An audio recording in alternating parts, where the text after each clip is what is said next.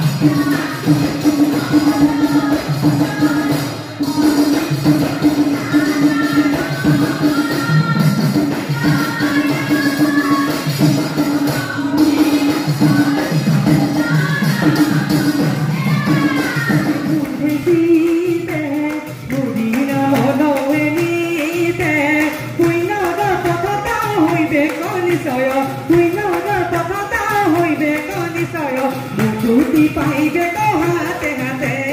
মুকুতি পাইবে হাতে হাতে তুমি দেব হরি দুষ্ট দমনকারী তুমি দেব হরি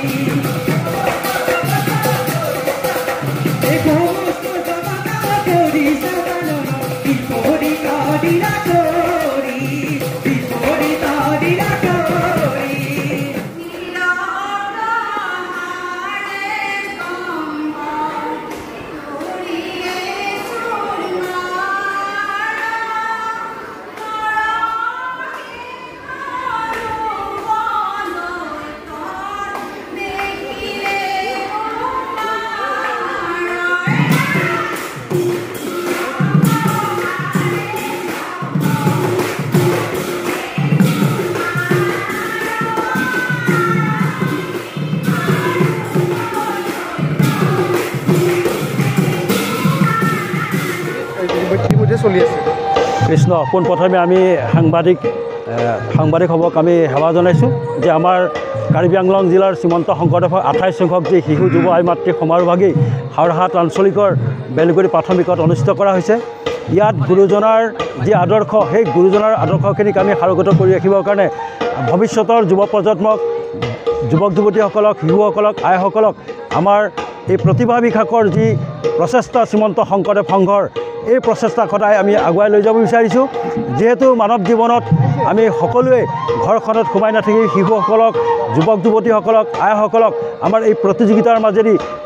বিভিন্ন ধৰণৰ অসমৰ যিসকল লোক আহে সকলো এটা সমিল মিলি ব্যৱস্থা হয়। ইয়াৰ মাজেদি আমি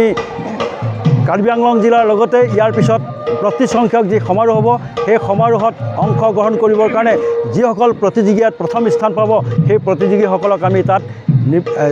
প্ৰতিযোগিতা কৰিবলৈ সদৌ অসম ভিত্তিত আমি তেখেতসকলক লৈ যাম। যিহেতু এই এখন বৃহৎ সমাজ এই বৃহৎ সমাজৰ যোগেদি শ্ৰীমন্ত শংকৰদেৱ সংঘই সদায় অগ্ৰগতি আগবাঢ়ি যাব আৰু উত্তৰণৰ দিশত আগবাঢ়ি যাব বুলি এই সমাৰোহৰ যোগেদি আমি